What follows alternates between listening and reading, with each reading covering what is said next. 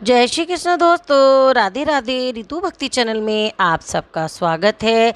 आज हम सोमवार व्रत की कथा प्रारंभ करने जा रहे हैं। एक बहुत धनवान साहूकार रहता था, जिसके घर धन आदि किसी प्रकार की कमी नहीं थी, परंतु उसको एक दुख था कि उसको कोई पुत्र नहीं था। वह इसी चिंता में रात दिन रहता था। वे पुत्र की कामना के लिए प्रति सोमवार को शिव जी का व्रत और पूजन किया करता था तथा सायंकाल को शिव मंदिर में जाकर शिव जी के श्री विग्रह के सामने दीपक जलाया करता था। उसके इस भक्ति भाव को देखकर एक समय श्री पार्वती जी ने शिव जी महाराज से कहा कि महाराज, ये साहूकार आपका अनन्य भक्त है और सदैव आपका व्रत और पूजन बड़ी श्रद्धा से करता है। इसकी मनोकामना पूर्ण करनी चाहिए। शिव जी ने कहा, हे पार्वती, ये संसार कर्म क्षेत्र है। जैसे किसान खेत में जैसा बीज बोता है वैसा ही फल काटता है, उसी तरह इस संसार में प्राणी जैसा कर्म करते हैं वैसा ही फल भोगते हैं। पार्वती जी ने अत्यंत आग्रह से कहा, महाराज, जब ये आपका अनन्य भक्त है और इसको अगर किसी प्रकार का दुख है तो उसको अवश्य दूर करना चाहिए, क्योंकि आप सदैव अपने भक्तों पर दयालु होते हैं और उनके दुखों को दूर करते हैं। यदि आप ऐसा नहीं करेंगे तो मनुष्य आपकी सेवा और व्रत क्यों करेंगे। पार्वती जी का ऐसा आग्रह देख शिव जी महाराज कहने लगे, हे पार्वती, इसके कोई पुत्र नहीं है। इसी चिंता में ये अति दुखी रहता है। इसके भाग्य में पुत्र न होने पर भी मैं इसको पुत्र की प्राप्ति का वर देता हूँ, परंतु यह पुत्र केवल 12 वर्ष तक ही जीवित रहेगा। इसके पश्चात वह मृत्यु को प्राप्त हो जाएगा। इससे अधिक मैं और कुछ इसके लिए नहीं कर सकता। ये सब बातें साहूकार सुन रहा था। इससे उसको ना कुछ प्रसन्नता हुई और ना ही कुछ दुख हुआ। वे पहले जैसा ही शिवजी महाराज का व्रत और पूजा करता रहा। कुछ काल व्यतीत हो जाने पर साहूकार की स्त्री गर्भवती हुई और 10वें महीने में उसके गर्भ से अति सुंदर पुत्र की प्राप्ति हुई। साहूकार के घर में बहुत खुशी मनाई गई, परंतु साहूकार ने उसकी केवल 12 वर्ष की आयु जान कोई अत्यंत प्रसन्नता प्रकट नहीं की और ना ही किसी को भेद ही बताया। जब तक वे बालक 11 वर्ष का हो गया तो वे बालक की माता ने उसके पिता से विवाह आदि के लिए कहा, तो वे साहूकार कहने लगा कि अभी मैं इसका विवाह नहीं करूँगा, अपने पुत्र को काशी जी पढ़ने के लिए भेजूँगा। फिर साहूकार ने अपने साले अर्थात बालक के मामा को बुलाया, उसको बहुत सा धन देकर कहा, तुम इस बालक को काशी जी पढ़ने के लिए ले जाओ और रास्ते में जिस स्थान पर भी जाओ यज्ञ करते और ब्राह्मणों को भोजन कराते हुए जाना। वे दोनों मामा भांजे यज्ञ करते और ब्राह्मणों को भोजन कराते जा रहे थे। रास्ते में उनको एक शहर पड़ा। उस शहर में राजा की कन्या का विवाह था और दूसरे राजा का लड़का जो विवाह कराने के लिए बारात लेकर आया था वह एक आंख से काना था। उसके पिता को इस बात की बड़ी चिंता थी कि कहीं वर को देख कन्या के माता पिता विवाह में किसी प्रकार की अड़चन पैदा ना कर दें। इस कारण जब उसने अति सुंदर सेठ के लड़के को देखा तो उसने मन में विचार किया कि क्यों न दरवाजे के समय इस लड़के से वर का काम चलाया जाए। ऐसा विचार कर वर के पिता ने उस लड़के और मामा से बात की तो वे राज़ी हो गए। फिर उस लड़के को वर के कपड़े पहनाए तथा घोड़ी पर चढ़ा दरवाजे पर ले गए।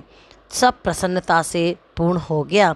फिर वर के पिता ने सोचा कि यदि विवाह कार्य भी इसी लड़के से करा लिया जाए तो क्या बुराई है।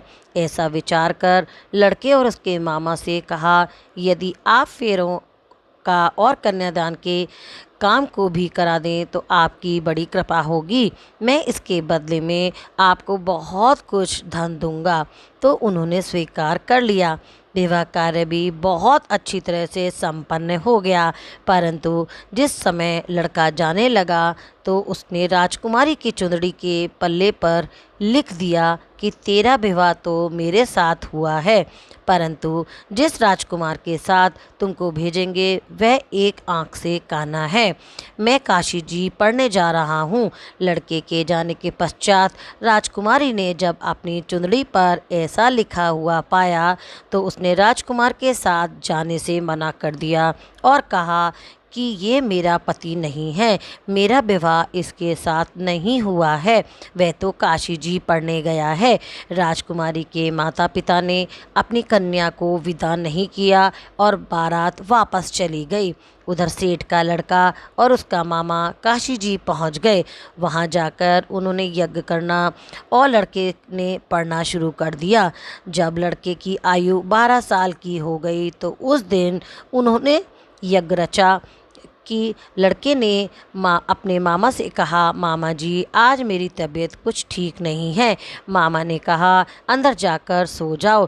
लड़का अंदर जाकर सो गया और थोड़ी देर से में उसके प्राण निकल गए। जब उसके मामा ने आकर देखा तो वे मुर्दा पड़ा है तो उसको बहुत दुख हुआ और उसने सोचा कि अगर मैं अभी रोना पीटना मचा दूंगा तो यज्ञ का कार्य अधूरा रह जाएगा। अतः उसने जल्दी से यज्ञ का कार्य समाप्त कर ब्राह्मणों को जाने के बाद रोना पीटना आरंभ कर दिया। संयोगवश उसी समय शिव पार्वती जी उधर से जा रहे थे।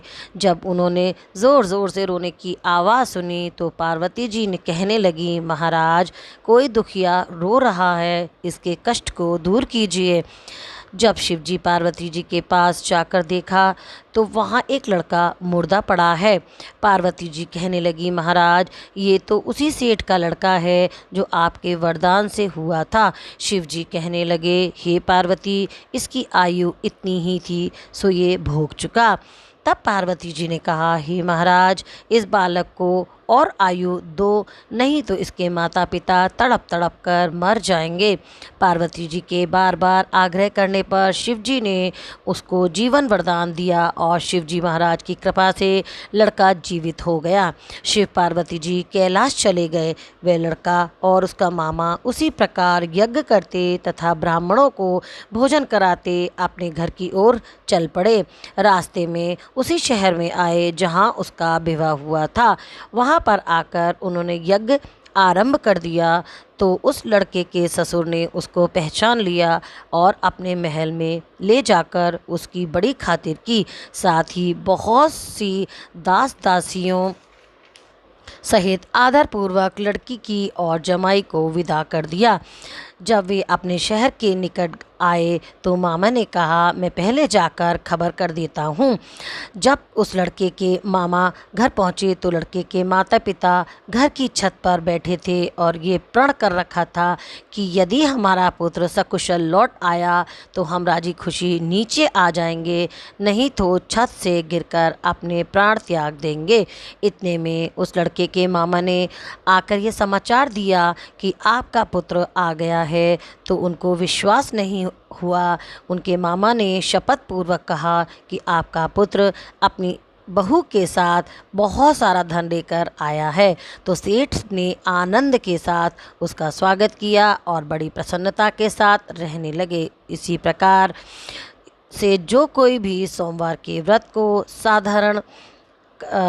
को धारण करता है अथवा इस कथा को पढ़ता है और सुनता है सुनाता है उसकी समस्त मनोकामनाएं पूर्ण हो जाती हैं। बोल शिव शंकर भोलेनाथ की जय। बोल अटल सुहाग पार्वती जी की जय। वीडियो देखने के लिए आपका बहुत बहुत धन्यवाद। यहाँ दिख रहे 2 वीडियो पर दबाकर आप और भी मेरे वीडियो देख सकते हैं। जय श्री कृष्णा। राधे राधे।